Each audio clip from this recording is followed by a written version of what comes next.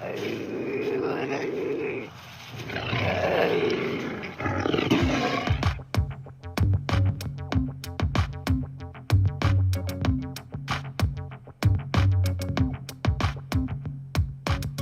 blast off in my time machine. Third eye feeling like an Evazine. Blast off, blast off, blast off, blast off. Come blast off in my time machine. Third eye feeling like an Evazine. Blast off, blast off, blast off, blast off.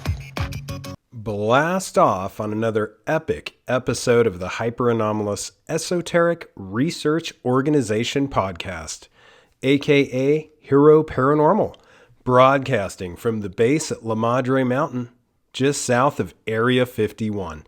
My name is Ryan, the anomalous ambassador of the airwaves, bringing you an unbelievable, alchemical, ridiculously hysterical, yet 100% truly epic episode tonight. On tonight's episode, we have the one, the only, Juan Ayala. You probably know him from the absolutely amazing Juan on Juan podcast, but he stars on others, such as Illuminati Confirmed, The Occult Book Club, Mensa, as well as My Family Thinks I'm Crazy with Mystic Mark, and a bunch of others. He was most recently on Tinfoil Hat with my man Sam Tripoli and dropped some serious knowledge, homunculus style. Juan Ayala also has been working on an epic magazine, which is coming at you hard with some serious homunculus action. If you're wondering what a homunculus is, this is what we are going to discuss today. The topic matter is dense, it's freaky, and nobody knows it quite as much as Juan Ayala. He's done the deep research. He's looked at the old esoteric texts. He's gone deep in the occult, and he's done so in a way that is not only fun, but gets the message across. This is going to be a real blast, a banger of an episode, and we're going to get weird, real weird. And for those that want to get weird more often, please subscribe, like, and share HEROparanormal on YouTube. And if you want to see all the good stuff behind the paywall, please subscribe to HEROparanormal on Podbean. Go to HEROparanormal.com or go to Patreon and look up HEROparanormal. Your support keeps the podcast coming, keeps us delving into the strange, the fringe, the occult, unidentified aerial phenomena, and of course, all the things that interest us. For those that do subscribe, you know what you're getting. And for those that don't subscribe, you have no idea what you're missing. Also, do me the favor of following HEROparanormal on Facebook and or Instagram. It helps us break through the algorithm. The shadow ban is real. The extraordinary conspiracy researcher Juan Ayala joins HEROparanormal for a super freaky, wild talk about esoteric miniature men alchemically produced under the strangest of circumstances. It's not just hearsay. The literature is there. He's found it, researched it, and brought it to us. And these aren't just quacks from the past. These are the brightest minds that the human race has ever seen for their times. Homunculus rising. Here it comes. So fasten your safety belts and prepare to blast off with the one, the only, Juan Ayala. Coming from Florida, the hurricane survivor and esoteric MacGyver, Juan, welcome to the HEROparanormal podcast. Yeah, what's up, man? We always have issues, but I enjoy coming on your show. Is it the Skinwalkers or what is it? It's something. There's some. I think it's the little homunculuses in the system. It always goes back to homunculus. Homunculus or homunculi are 3 degrees of separation from any major topic, so a lot closer related than you might think. It seems like it. This is crazy. So this is such an interesting alchemical enigma, How did you first come across let's explain to listeners a little bit what a homunculus is and how you first came across this enigma, and just all the hardcore serious research you've put into it is mind-blowing. Well, the way I came across it was actually reading some Manly P. Hall. I have this other show called the Occult Book Club where we dissect, break down, read ancient scriptures, literature, older literature, 1700s, 1800s. And I came across the All-Seeing Eye with Manly P. Hall, where it's a journal, it's an esoteric journal, which has got a whole bunch of occult topics in it. And I came across one of his topics in it, which was homunculus, I think he called it homunculi. And it is a story, I'm going to actually look it up here now, All-Seeing Eye. I actually haven't told the exact story that got me into the All-Seeing Eye, the homunculus topic, but it was from the All-Seeing Eye. Let me see here if I can find it quickly. But it's this story about a Freemason, and of course, right, a Freemason that allegedly creates 10 homunculi, and some of them had the power to tell the future. And here we go, I found it here. So winter. So this is from 1949. Manly P. Hall was writing about it. And he wrote this story here.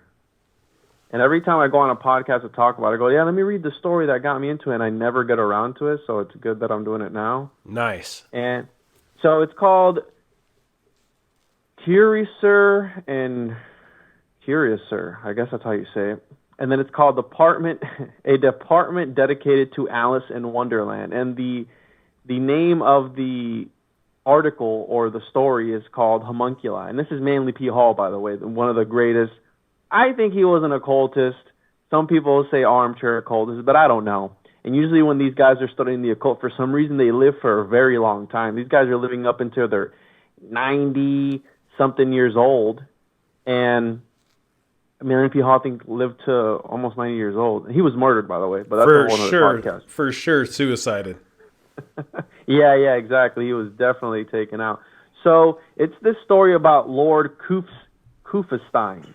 And he was this guy, right, typical Faustian pact, Count of Saint Germain type of guy where John Dee, he was conjuring with the evil spirits, and he made a pact with the devil, the Faustian pact, for all the knowledge that there was. And he was intrigued with, obviously, the alchemy. And what really makes this story or this topic so interesting is because you have various things going on at once. You have the story of the sci-fi fiction idea of creating life from nothing. And then you have the other aspect of it, of the grimoire, the medieval grimoire magic, that really, if you start looking into some of these grimoires, dude, they're so wild and so out there that really makes you think, how I said on, I think it was Tinfoil Hat, where there was a guy who was actually testing this out, right? It was like, hey, if you spin around 3 times, do a backflip, turn your shoe upside down, and sit down crisscross applesauce, you might summon Mephistopheles. There was a guy who probably tried to do, you know what I mean? I feel that it goes back to Pythagoras, where if all is number, it's hinting at a binary code, hinting at a program, or hinting at some sort of program that's going to eventually, and it's going to have some sort of glitch within the matrix. And I think that that's what this type of magic is. I think it's glitches in the matrix, if you will. And I know we did the NPC episode, and I think we talked about being in the simulation, but I do think that there's a way to override that. And I believe it's a lost technology. I know you refer to it as an elemental technology. I do. I'm on that same boat. So we have this Count of Kufestein, which he wanted to know everything that there ever was, right? And he was doing deals with the devil, allegedly. And so he had met a high French Mason. He was a Rosicrucian. He was all this stuff. And allegedly he had, in the Masonic Lodge, I'm going to read it here, the alchemical magical formula seemed to have been successful, and the Count and Abe generated 10 mysterious little beings. Each of the creatures, as soon as it came into life, was placed in a bottle filled with sanctified water and tightly sealed. The 10 homunculi consist of a king, and this is where it gets weird. The 10 homunculi consist of a king, a queen, an architect, a monk, a miner, a nun, a seraphim, a knight, a blue spirit, and a red spirit. Mind you, this is alchemical, so you have the monk, you have the priest, you have all that stuff in there, which could be code name. This is what you look at all these alchemical plates where it has like weird things in the paintings, in the engravings or whatever it is. And it was all code, because I believe that there is a metaphorical sense to everything and there's a literal sense. And in this particular topic of the homunculus, I think there's two things going on. I think there was an actual practice of it as well as a metaphysical, and we can get into the two. But this guy made 10 homunculi. And it continues here, Kammerer is not entirely precise in his description, but it seems that the homunculi resembled perfect little human beings, about 10 inches high. One of the descriptions suggests that they were visible at all times, floating like undines in the large bottle. In another place, however, it appears that these creatures would fade from sight in the liquid and only took form when commanded to do so. Count John was not satisfied with these tiny forms, and a further ritual was undertaken which caused them to grow to a state of maturity in about 4 weeks. When full grown, the homunculi attained the height of 18 inches. So, again, this weird story of this guy with a partner. They were in a lab, mad scientist, and it reminds me, this is what inspired Frankenstein. Mary Shelley's husband, I can't recall his name at the moment, but he was allegedly reading these alchemical scriptures and these alchemical texts, and he was fascinated with them. She was allegedly an occultist too. So this idea of, I don't want to say interbreeding, but transmuting fiction into reality, we see that all throughout occultism. You have Crowley writing about the Moonchild, which is another form of a homunculus too. We can talk about that in a little bit. But these people were, again, back to Mary Shelley and the Frankenstein, they were transmuting fiction into reality. They were telling a quote-unquote fake story, but it makes you think. During the medieval times, people were stealing bodies from graves, and they were doing certain things with, you have the typical necromancer, which is this sorcerer with the skulls and all this stuff, right? You have the typical necromancer. Diablo, the game, paints it like they control the dead, they animate the dead, all this stuff. All these video games, they all depict them like that. Back then, there was medicinal cannibalism, where if you ate the liver of somebody, you would get certain powers, or the spirit and the soul were contained in the liver. Or if you ate the eyes of something, you could see better. There was all these beliefs. It's Galenic physiology, where each piece of body part is attributed to a certain different power. And you can see this in ancient rites of people who would practice cannibalism, right? If you ate the brain. There's this story that I keep hearing about, if you think about Dahmer, right, what Dahmer was doing with the whole skulls. I think Dahmer was doing some occult stuff, but they were never able to prove it. That's my personal belief. But this idea of collecting body parts, right, collecting, and who knows if Dahmer was trying to make his own Frankenstein. Again, this is rooted in the belief of the golem, which inspired the homunculus, which inspired Frankenstein. So there's a lineage that you can trace when it comes to this. But this story of this Kufstein guy making these homunculi and being able to, one of them was able to tell the future, but he only had them at his lodge, of course, right, his Freemasonic lodge. And they grew to 18 inches. The Abe of Geloni not only blessed each of the little elementaries, but seems to have made clothes for them so that each was attired according to his station. The king had a small scepter and a crown, the queen a diadem, the knight a sword, the architect a compass. The tiny people were most handsome, but their dispositions were not of the best. One day, while the kindly Abe was barbering the hair and the beards of the gentleman homunculi. The monk bit his hand. When no one was around, the homunculi argued, screamed, and bickered among themselves. Their one desire was to escape from the bottles. One day the king did so, and it required much time and patience to capture him. So, typical, it makes you think of Toy Story, right, where these little toys are animating. It makes you think of where all these ideas originated from. And it goes on, eventually the homunculi die. One of them breaks out. They can't live outside of the flask. Some of them aren't able to live outside of the alchemical flask. And I think one of them gets killed. But this is the story that got me interested in homunculi. Now, when I came across this particular person at the time, I Googled his name. And I came across this other thing, which is a grimoire, the Liber Vitae, which that's the one with the weird experiments.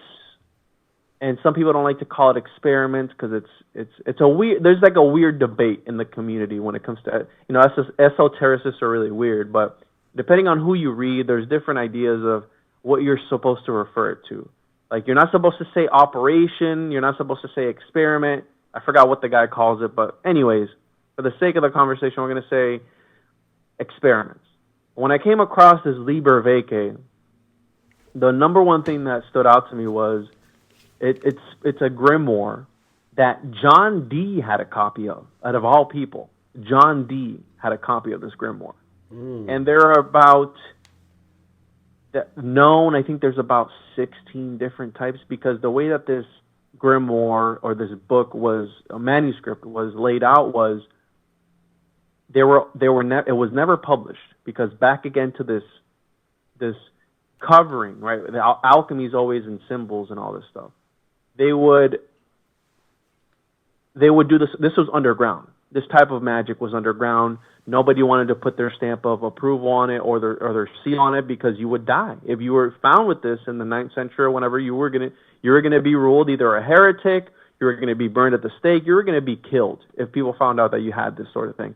So all the copies that exist, a lot of them are handwritten, and they're insinuating that people would take, there were little pieces of paper, little books, little manuscripts, and it insinuates that people were copying this secretly for their own personal collection or to study on their own. And a lot of the times they're described as being copied in a fast manner, right? In a sloppy way, almost like you're taking notes. John Dee would do that a lot. He would go to different libraries and hand copy codexes or books or whatever it was, and then he would have a copy in his collection. He had the biggest collection, this book collection in Europe at his time. So it doesn't surprise me that he had something like this in his collection, the Liber Vitae, one of the copies.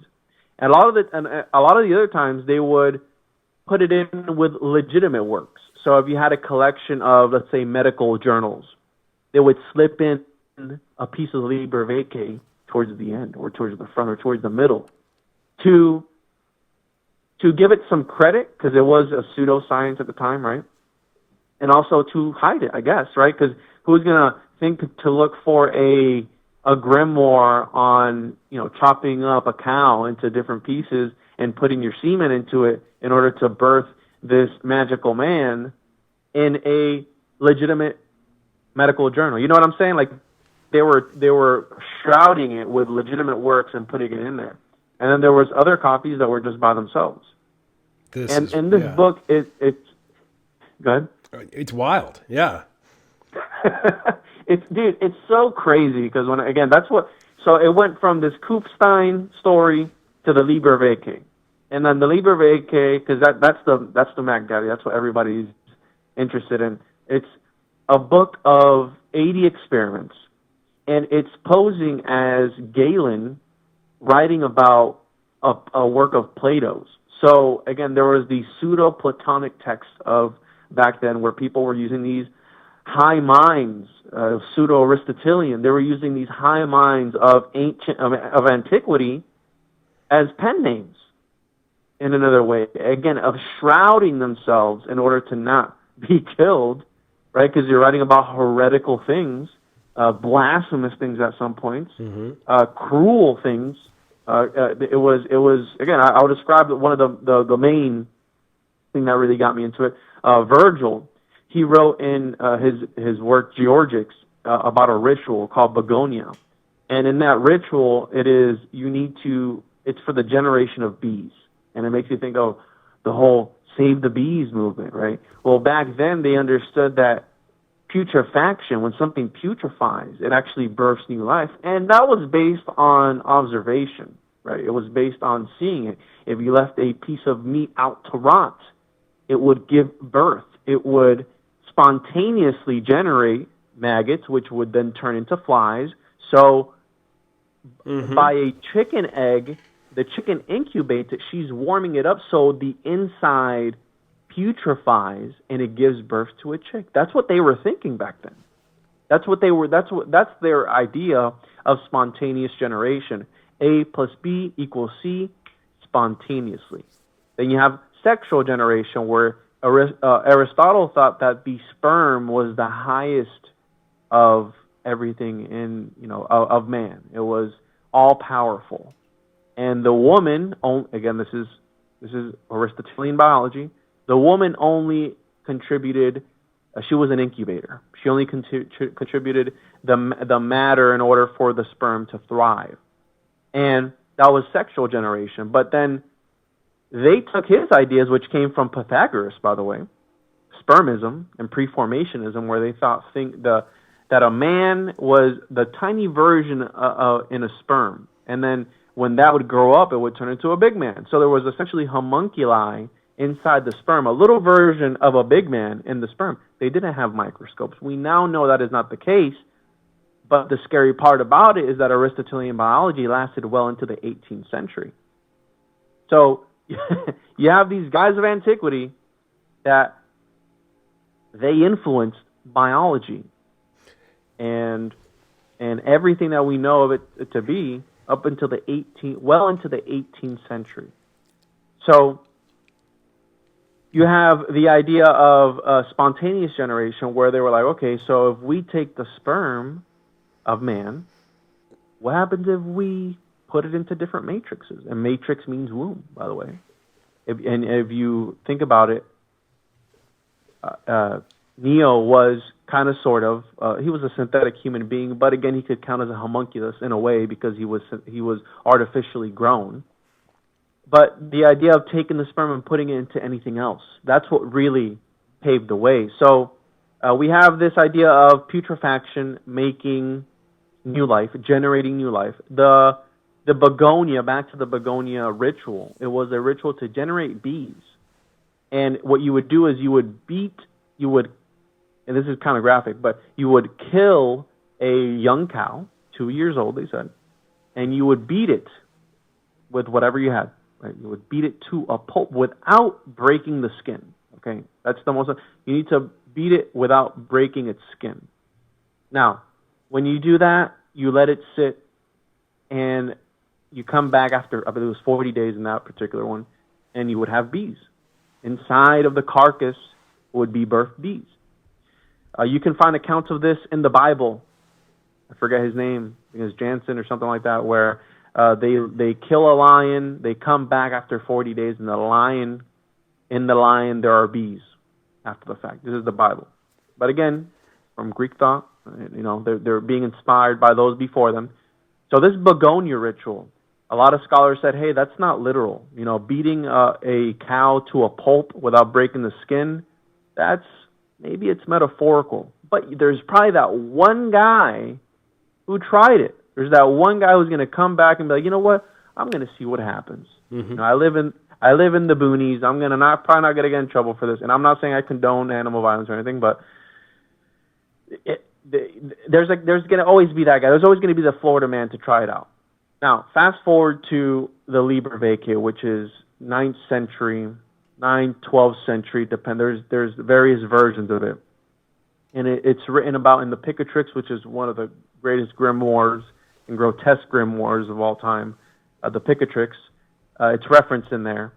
So in the book, they're posing as Galen writing about a pseudo-Platonic text, right? They're posing as if it was Plato's work, the Plato's work.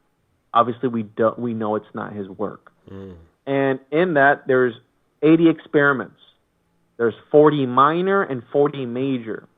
And the 40 minor are what the person says it is the exoteric. It's how to do illusions, how to make a house where somebody will lose their mind, how to make a house where somebody will die, how to make a house where somebody will have a seizure, how to project armies in the sky, armies of giants in the sky. When I'm reading this, I'm going, that sounds a lot like Project Bluebeam. That sounds like, are these elites using this hidden, lost technology? Or are they using satellites, if you want to go with that Earth model, if you know what I mean?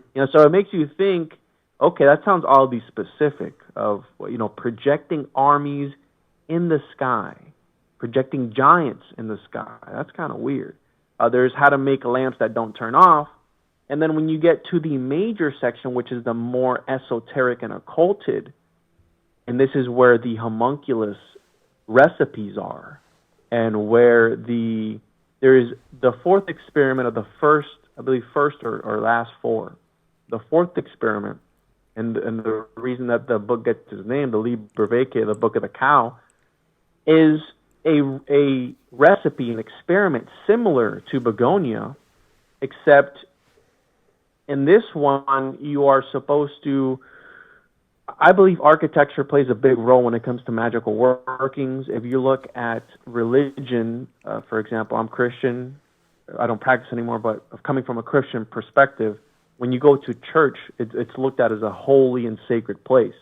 Well, I believe that when you set up a magical practice or experiment, the architecture or your setting, or your set and setting plays a critical role. It makes me think, this experiment makes me think of Crowley and his Abramelin workings, where he had to have a house facing a certain direction with a certain number of windows on a certain side, and you do your magical ritual based on that, right? It's a very specific.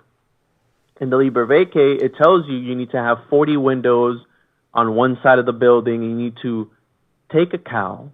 Again, it's very graphic. You cut the head off, you drain the blood, you sew the head back on, you plug its orifices, and you anoint it with, after putting in your seed, if you know what I mean, your sperm, into this animal. In some other cases, you do need to penetrate the animal. It is bestiality. Again, very dark, very ominous, very nasty. And I think that's why everybody likes this, because it's that true crime, right? The gory details that nobody really talks about. I'm bringing them up and de-occulting them and bringing them to light. So there's various versions. In order to, I'm going to talk about the generation of bees in the Liber Vitae. You're supposed to take a cow, you kill it, and then you're supposed to beat its body with the biggest dog penis you can find. And yeah, dog penis. Okay, that's the kicker. But it made me think when I was reading. I said, how would you know if you have the biggest dog penis? How would you even go about finding the biggest dog penis around? So, long story short, you need to take a dog penis and you beat the cow to a pulp, similar to Begonia. And after a certain amount of days, you're supposed to lock up the cow in this house. And every now and again, you're going to throw powdered bees at it until you get live bees. And then if you do it backwards, you get a live cow. So, again, it's very weird, but then it gets you the recipes. It gives you the recipes on how to make a homunculus, what the author calls a rational animal. And a rational animal is, again, this chimera, this thing where, growing up, even in ancient scripture, you have Adam and Eve. They were, Adam in the Talmud is a golem. He was made from the dirt, from the clay. And, it was a Prometheus makes man out of clay. in the story, in the Genesis story, again, from the dust or something like that. Anyways, and the Anunnaki, again, using the womb of the Anunnaki and the sperm of some sort of Homo sapien, again, insinuating this idea of this artificially grown human has been around since that time. Now, in the Liber Vacay, when it talks about the homunculus recipe, you need to, again, same thing, a room with a certain amount of windows, a house with a certain amount of windows. You're supposed to behead the cow or right, a sheep or some other type of animal. There's another one where you use a monkey. There's another one where it's an unnamed animal. And when you make this homunculus, after inseminating it, right, plugging it up, letting it sit, there's going to be this gelatinous thing that you're supposed to take out of the corpse or the carcass of this cow. And you're supposed to form it into the shape of a man, and you're going to make this concoction. It gives you the ingredients. You're going to make this concoction, and you're going to dip the gelatinous being that you formed into the shape of a man into this mixture. And when you do that, it's going to grow skin. And when it grows skin, you're going to take it and you're going to put it in a vessel. And after 3 days, it's going to get hungry. And you're going to feed it the blood of the beheaded mother, right, the carcass of the cow. And that's your homunculus. That's going to be your homunculus. Now, you can do various things with this homunculus. And back to your question at the beginning, what is a homunculus? Homunculus just means, it's Latin for little man. There are various types of homunculi. You have a pathological, you have a alchemical, you have a magical. And the OG homunculus was the voodoo doll, which we've all seen in movies and whatnot. It is the simulacra of a man, right? A version, a representation, a symbol of a man. And obviously with voodoo, what do they do in the movies? They take a piece of hair or something where they tie that homunculus to the person, and whatever they affect the voodoo doll with happens to the person. That's the OG homunculus. And what I'm talking to you guys about mostly, which is the more, in my opinion, the more fascinating one, is the alchemical homunculus. The little man made through alchemy, which, alchemy is such a broad topic, but there was the pursuit for the elixir of life, right, for immortality, the pursuit for the philosopher's stone, right, turning lead into gold. And there was also what I believe was the main goal, the magnum opus, the creation of life, the artificial creation of life. Because once you have this homunculus, once you go through all the trouble of getting the cow, going through this whole 40-day thing, taking it out, forming it into a man, putting it into a vessel, you could do various things with this homunculus. And one of the things you could do is you can vivisect it, drain its bodily fluids, and anoint your feet, and you can walk on water.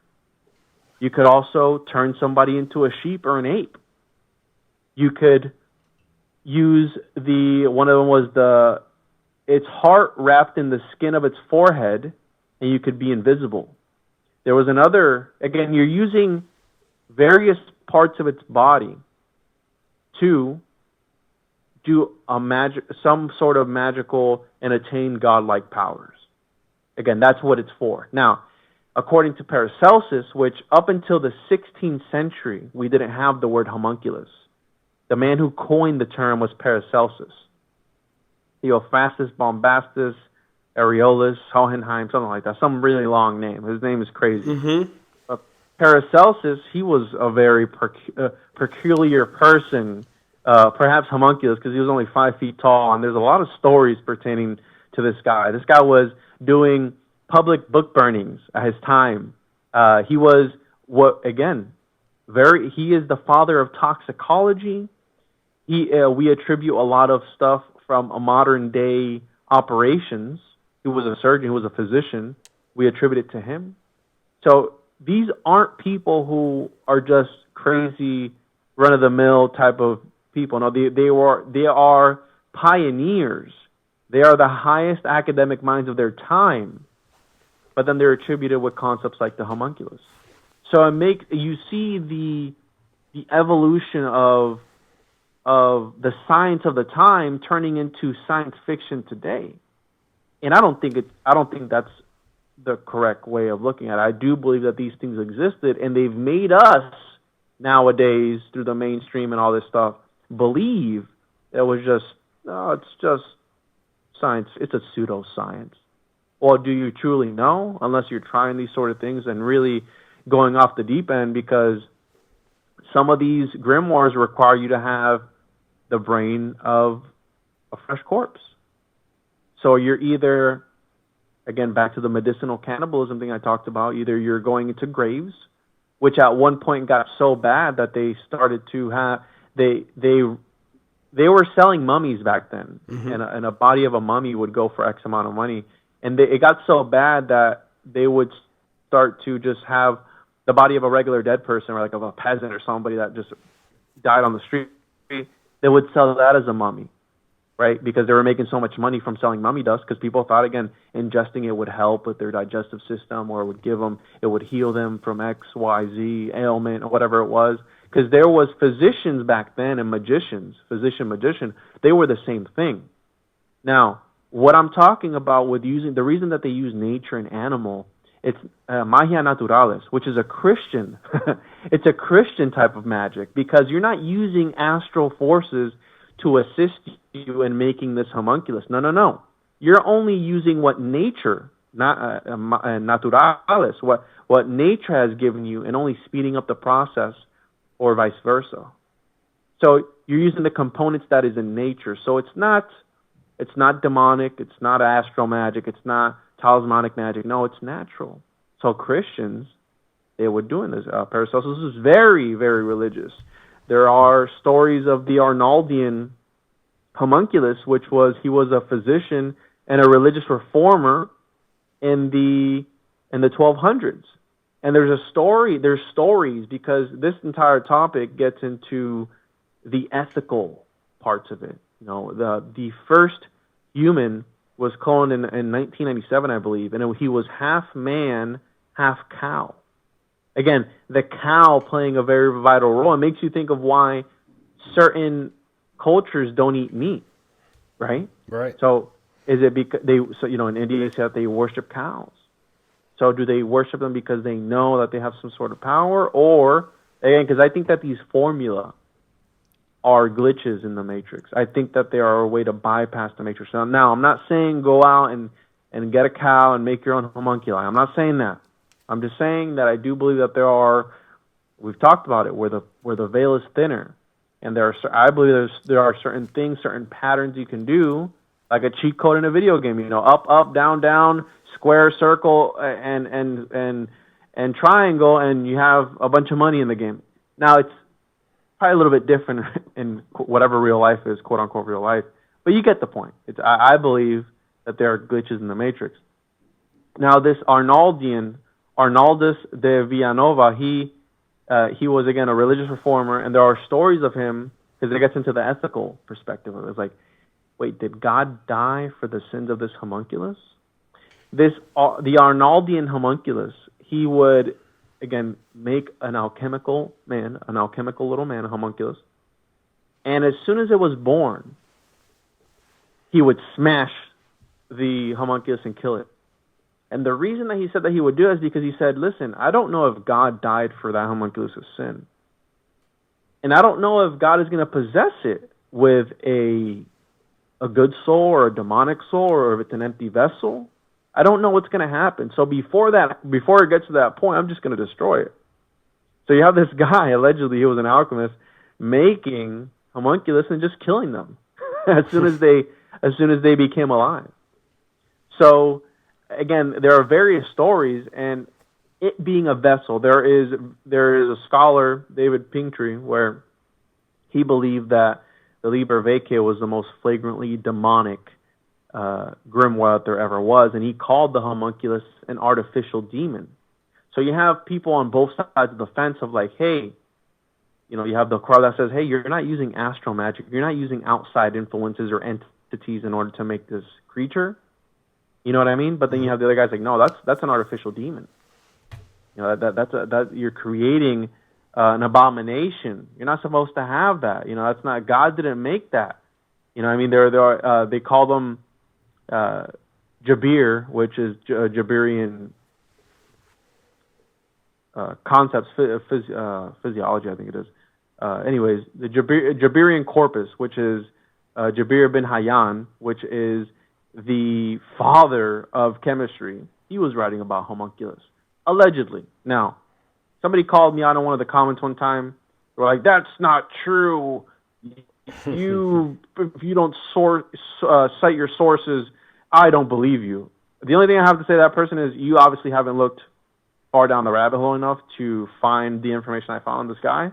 But there are over 3,000 works attributed to this guy. This guy was a super prolific writer, and he was the father of chemistry. Okay, he is the guy who came up with the acid that's in your batteries, in your car battery today.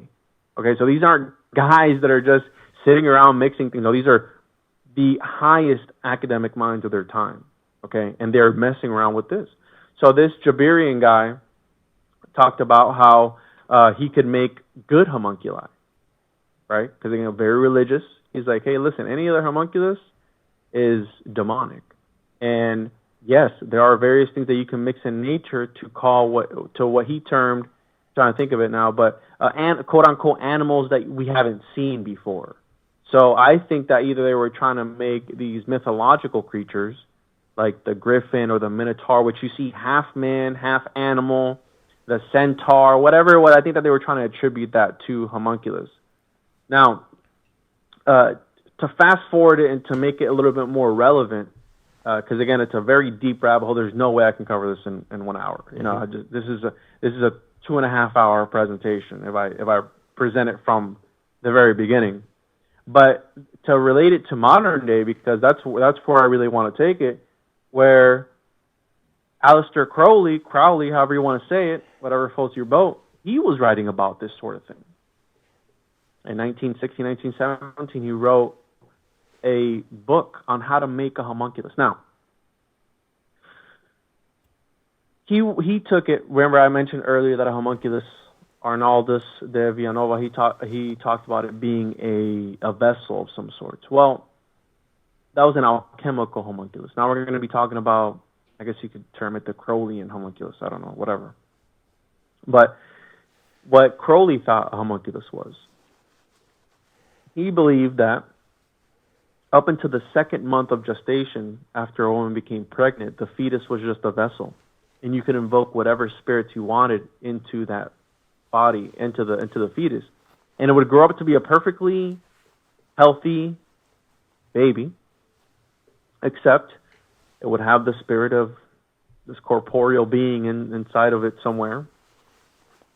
Now he was specific about the instructions, which I'm sure the elites, right, the Illuminati types, the lizard people, whoever they are, I'm sure that they're reading the same things that I'm reading on the internet about the Arnaldian homunculus and the Paracelsian homunculus and the Jabirian homunculus, because there's different variations. I'm sure that they're aware of the Liber Vacae, but I believe that magical systems are meant to be modified to fit whatever operation that you're trying to do. Now, Crowley did just that. He didn't talk about an alchemical homunculus. No, he said you take a man and a woman, their astrological signs and their horoscopes need to be aligned to X, Y, Z. They're supposed to coitus, right, for X amount of time when the moon and the planets are all aligned astrologically. And when she becomes pregnant, you're supposed to keep her in a circle and various operations, and you're supposed to invoke certain spirits at certain times. Now, you're supposed to do this in the middle of the desert, where he says no rational human soul is there to incarnate again. I don't know what he means by that, but that's what he says, in the middle of the desert. And again, it's going to be born. It makes you think of Rosemary's Baby, right? All these movies about giving birth to the Antichrist, whether it's like a really ugly-looking baby, or if it's the energy. You have Parsons, which I believe was inspired by Crowley. Obviously, he was a Crowley follower. Parsons, with his Babylon working, he was doing the same thing, trying to bring forth a homunculus. But for him, it was a femunculus, which is a woman, right? The Scarlet, the whore of Babylon. Again, because he took a Crowleyan magical system, right? Crowley's Alamantra workings, Crowley's, the Cairo workings, whatever he was doing, he took those systems and he tweaked them to his own, whatever he wanted to do. We have Enochian in there, which is from John D. Edward Kelly. We know that Crowley was a big fan of theirs. He thought he was the reincarnation of Edward Kelly. But they're taking these systems and modifying them over and over and over again. And then you have Parsons, who allegedly tried to make a homunculus, and he allegedly did make a homunculus, which is Margie Cameron. But towards the end of his life, he didn't believe that she was the reincarnation. But Margie Cameron then took that idea, and she even came up with a cult called the Children, where they tried to make an interracial moonchild, which is Crowley's version of a homunculus. And then Crowley later on had his book published, The Moonchild, which is just about that, about two different, a white magician and a black magician fighting over a child. And in that book, he talks about how the Greeks, because this idea comes from the Greeks, they were very particular when a woman was pregnant of what she would watch, what she would eat, what she would listen to, where she would be. So this idea, again, is rooted much further back than we believe. And again, the Greek times, you had eugenics. Only certain people were allowed to breed together, right? Which that's also related to the Illuminati and these elites. But fast forward to Crowley, Parsons, you have all these guys. And if you look at Epstein, right, modern day, it's tied to modern age as of recently. Also, they allegedly, they tried to make a homunculus at the Trinity site, the first atomic test. There was the big gumbo, whatever the big container was named. They allegedly had in there what they were trying to radioactively, allegedly, right? Radioactively make a homunculus within that. And mind you, the guys before, the fathers of that were Parsons and his whole group of people. You have Oppenheimer in there, which Oppenheimer and Warner von Braun was in touch with Parsons. But anyways, these guys were all in bed together. They're all cut from the same cloth. And they were, I believe that Parsons at least was an occultist, a heavy occult, one of the greatest occultists of all time, probably. And anyways, they try to make a homunculus radioactively with the first. And it's at the Trinity site, right, which is funny, which is along the 33rd parallel, which is also New Mexico, the land of enchantment. So you have all these weird things going on.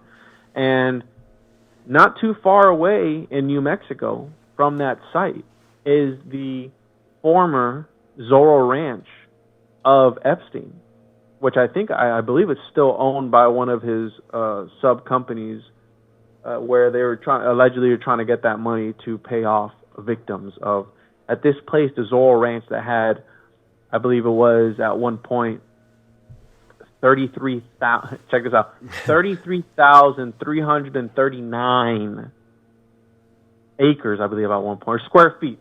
I'm sorry. It was 33,339 square feet, which is weird. But at this ranch, allegedly, he sexually molested a lot of people.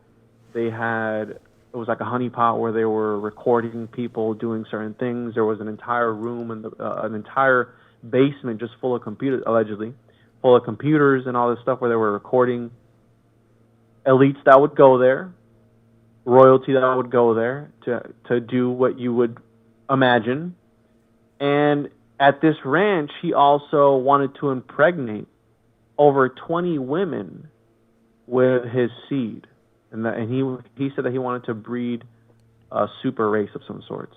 But if you look at the aerial view of this area, the house, the ranch, there's a labyrinth.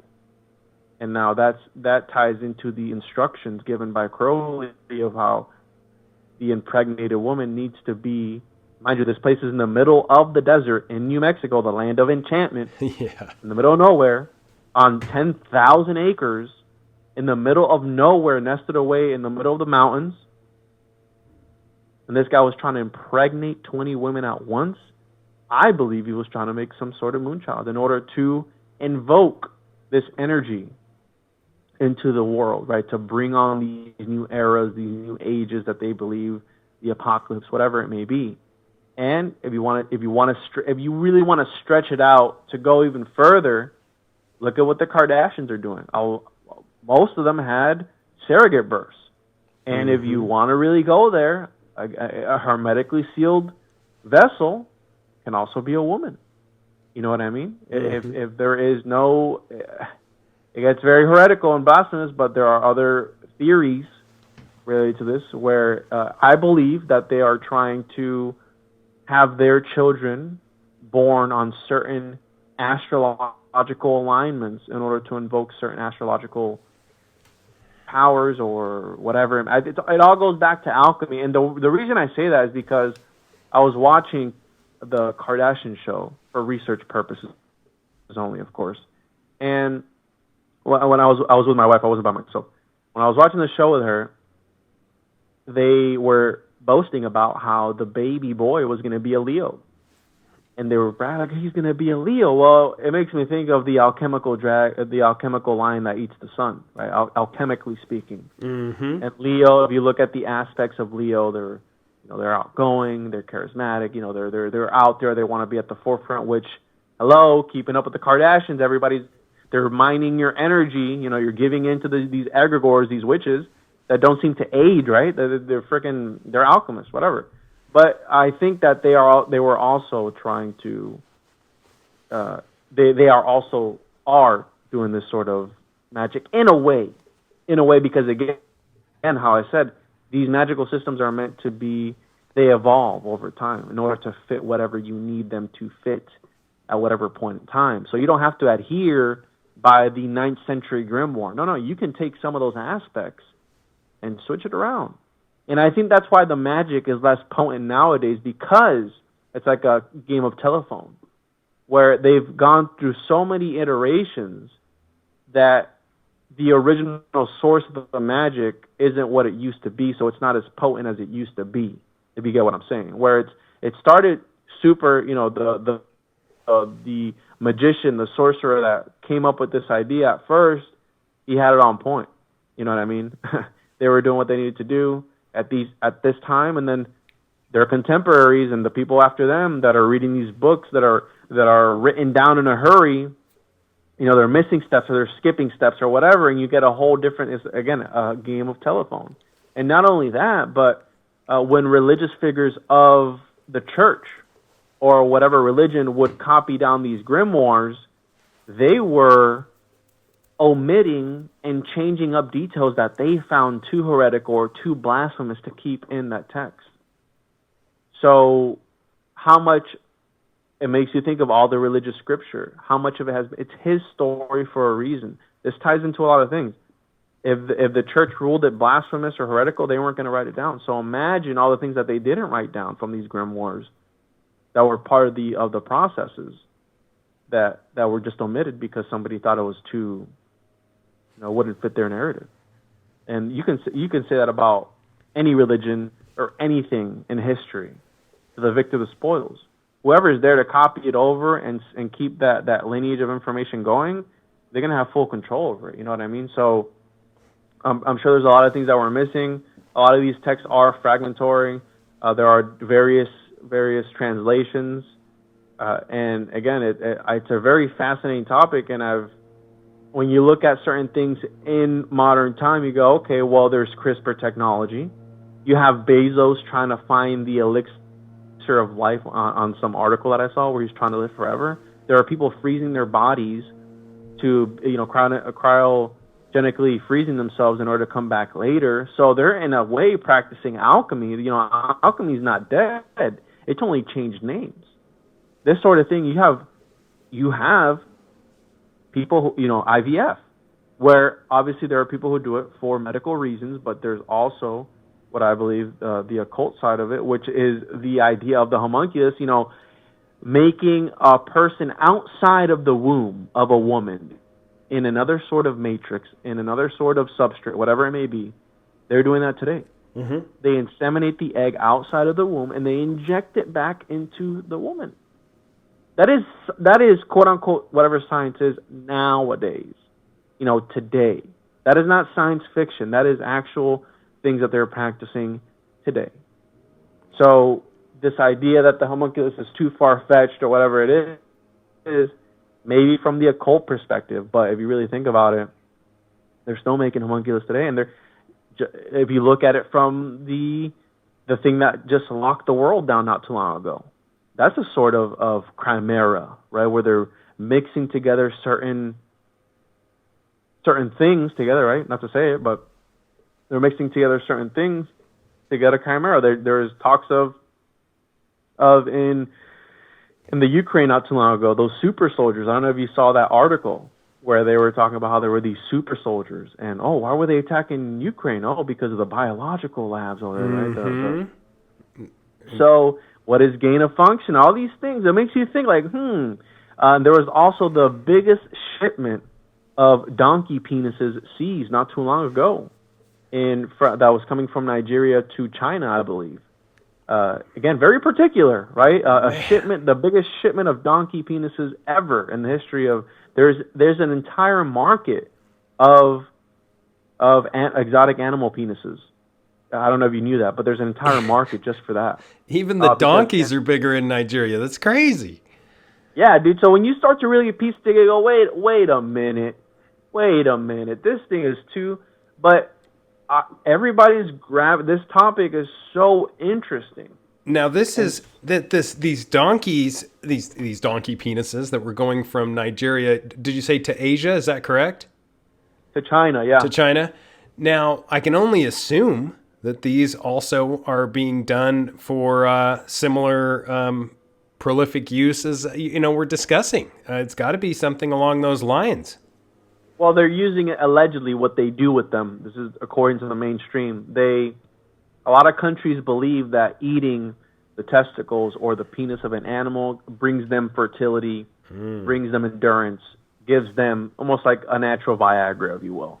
And that's what they believe from, again, the medical perspective, the mainstream. That's why they do it. Not because they're trying to make homunculus, but who knows? Because the truth is stranger than fiction, if you really think about it. And like I mentioned, there are so many things relating to this topic, and I gave you guys the crash course on but this is, dude, Francis Bacon was writing about this. You have, again, Crowley, you have all Paracelsus, you have all these stories. If you look at the story of Faust, the same thing. He makes a homunculus in that, and he makes it through the aid of Mephistopheles. So it's very. The topic of the grimoires is one thing. There's a topic of the homunculus is another thing. And when you bring them together, like, wait a minute, so people were actually writing about this? Like, yeah, people were writing about this. They weren't. They were trying to hide it. Some people were, some people weren't. But in the Picatrix, every piece of every bodily fluid, your toenail clippings, your fingernail clippings, everything is used for a magical purpose. And even your feces. It gets so dark, and when you start to read these texts, you go, what in the world? What are these guys doing? But again, they were trying to figure exactly what you and I are trying to do right now on this podcast, trying to figure out what is reality, why are we here, what is this all for? Those guys were essentially trying to do the same thing, dude, just in their own way. They didn't have podcasts to talk about this. They were in the lab mixing things together, real time, to live forever. Yeah, exactly, dude. Well, I think it's extremely interesting, and I do think it's of crucial importance to explore and pay attention to the mythological and the spiritual alchemy that has taken place. I mean, I know a friend who was from Africa, and this guy's yoked. He's beefy, he's buff. And he claims that, this is not that long ago. He's about my age. And he claims that his parents rubbed him in gorilla bones, like the powder of gorilla bones, when he was a baby. Wait, who was that? A friend of mine from Utah. And he says that this was to get the embodiment of the particular qualities of that animal.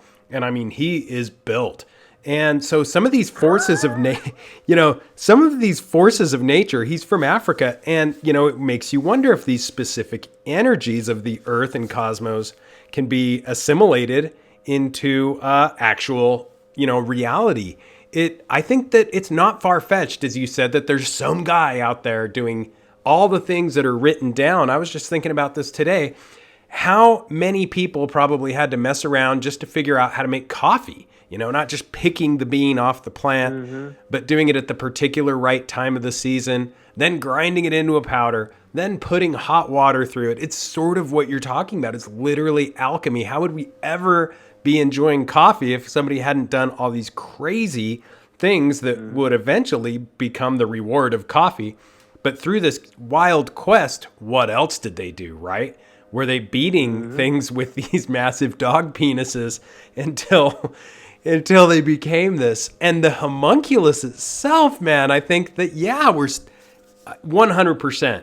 I think that this is 100% still happening today because, you know, this is biomedical alchemy that is taking place, as you mentioned with the Kardashians.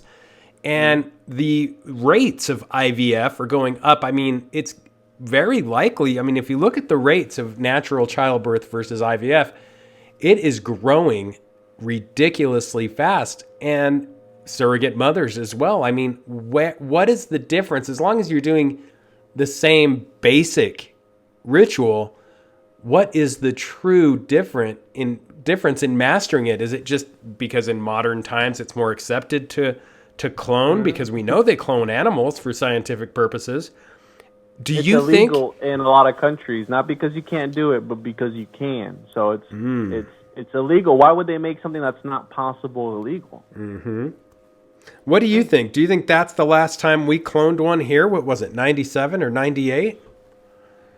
2000, I think it was. Eve was the name, and it was with that shady person. It wasn't even here. It was outside of the country, allegedly. But I believe it's happened. I believe it's probably happened, way before, and it's going to continue to happen again. You don't know what, black budgets matter, right? We don't know what they're doing.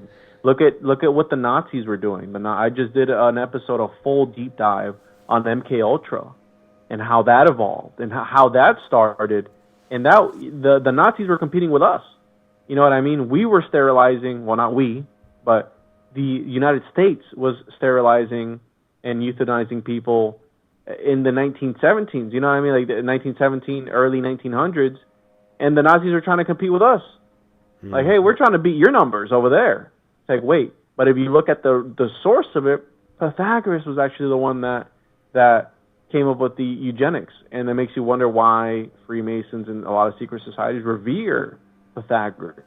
And Plato, Republic, he got his idea from Pythagoras. So these guys are piggybacking and they're evolving. So I don't think it's stopping. I don't believe it has stopped, and I believe it's going to continue. And they're just going to change the name and legitimize it more and more and more. How you're saying, and I think there was a clip today I saw on Instagram where some guy on Tinfoil Hat was talking about how elites use C-sections in order to ensure that their baby is born on a certain day at a certain time. So not only are they using surrogates, again, the vessel, the hermetically sealed vessel, as a carrier for the seed. That's an alchemical homunculus if you really want to get to it, or at least making one in the process. And then they're probably using C-sections in order to make sure that they're born on a certain date, to invoke a certain energy or be aligned with a certain astrological sign to bring them wealth or bring them fame or bring them whatever, because J.P. Morgan always said, right, millionaires don't use astrology, billionaires do. And I think that it's all closely tied to that. And this aspect of the homunculus is part of the puzzle. It's part of, and it sounds really dark and ominous, but I do believe it's part of the puzzle. It's part. Not saying that people walking around homunculus, but the concept, right? Yeah, I don't think the concept is that far-fetched from a lot of the stuff you see.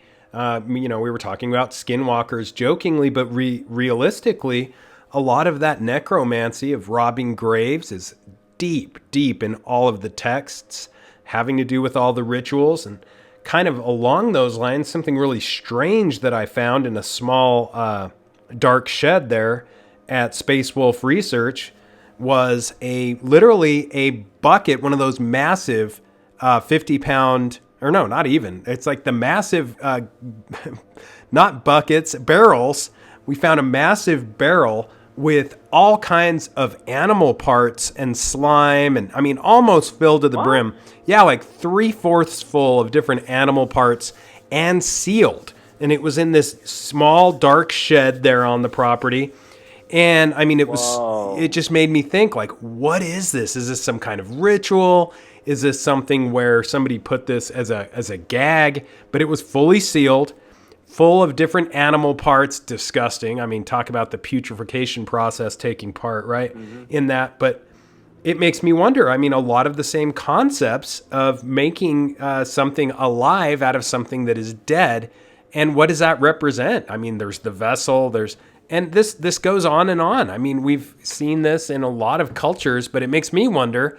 I've never heard of anything that large, but talking about the homunculus, a lot of the topics that you're hitting on reminded me of that very large vessel in that small dark shed. And I mean, there was no sunlight able to seep into the shed or anything like that. And it kind of brings me back to that is it Liber Vacay you were mentioning?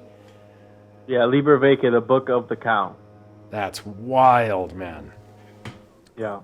So that's crazy. I didn't know that you had found that on your property. But if you look at the skinwalker, it's some sort of, again, a thought projection, another sort of homunculus, I would consider it, and also a Wetiko, right? A Wetiko is also some sort of homunculus where it's an alchemical. There's certain rituals that you need to do to know. Again, these processes have changed, and I forgot to mention that we talk about cryptids, right? You talk about Bigfoot and all these different things. Paracelsus, the daddy that coined the term homunculus, he talked about how when you let a homunculus live and grow up for the rest of its life, it becomes a mythical creature. It becomes a dwarf or some sort of mythical creature. So it makes you think of what is a Bigfoot? Is it, do they become cryptids? If you think of the concept of a leprechaun, that is a little homunculus. And what is at the end of the rainbow? What are leprechauns always attributed with? Gold. Mm-hmm. So it's turning the lead into gold, finding gold. It goes back to grimoire magic where they use certain spirits to hunt for gold. John Dee and Edward Kelly were hunting for gold because the angels were like, hey, I can help you find this gold if you collect dirt from these 10 different spots around the country and bring it back here to us. We'll tell you where to find this buried gold. So makes you think of where the idea of the leprechaun came from. Also a very interesting connection. Totally, man. Your research into this is so deep and interesting. Can you tell our listeners where they can get more Juan Ayala, the Juan on Juan podcast, and all of the other things you have going on? You got a magazine. You have a bunch of other podcasts. Let's just tell them where they can find more of your evidences. Thanks for having me on, Ryan. I always have a great time. And for those that want to hear a full, in-depth, uncut version of the history of the homunculus, for those interested in diving deeper, I did what really sparked this off was my interview on Donut's channel, Donut Factory. Mm-hmm. And I did a 2.5-hour episode over there on it. And it was similar to this. I talked the entire time. I presented these things, everything from the history of it.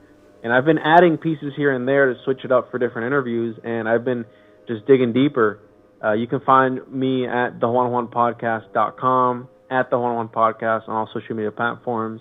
I do have a publication, The Occultist Monday. You can find it on my website. It's a journal. I call it the Armchair Occultist's Reader's Digest. I write about esoteric and occult topics in there. I've written about the homunculus.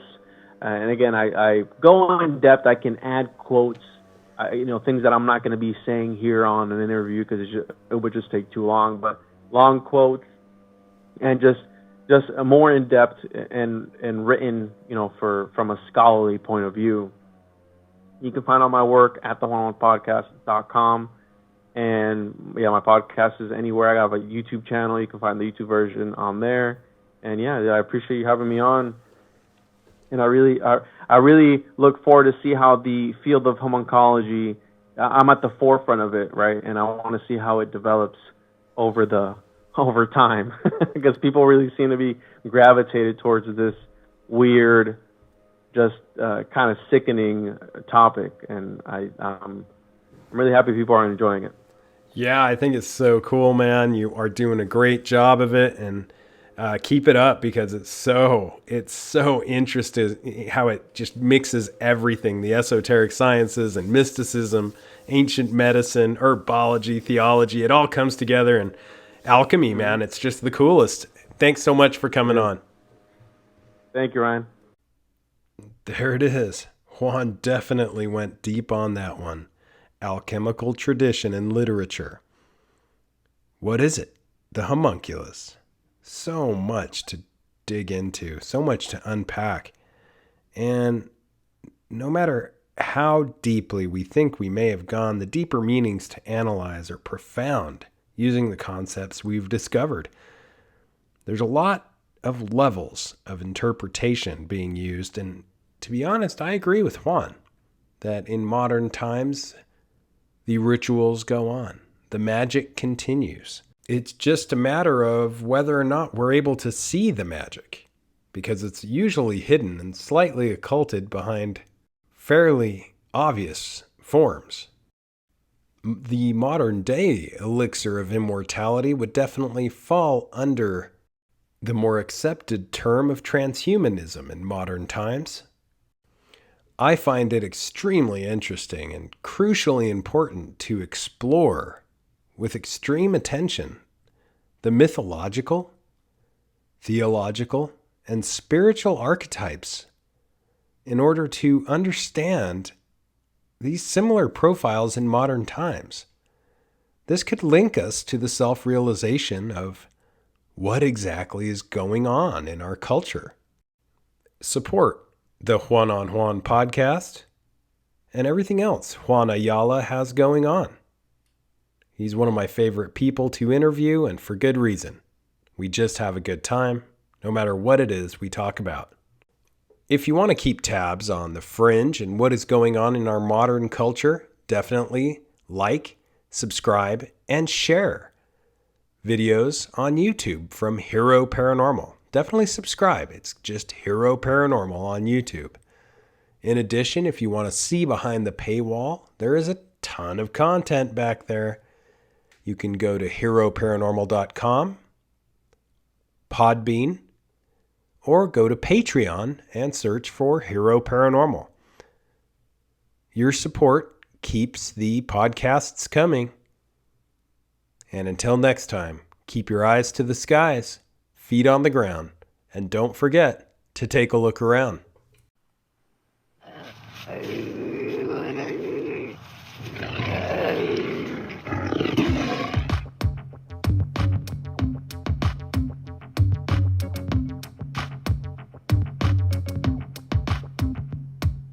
Come blast off in my time machine. Third eye feeling like an Evazine. Blast off, blast off, blast off, blast off. Come blast off in my time machine. Third eye feeling like an Evazine.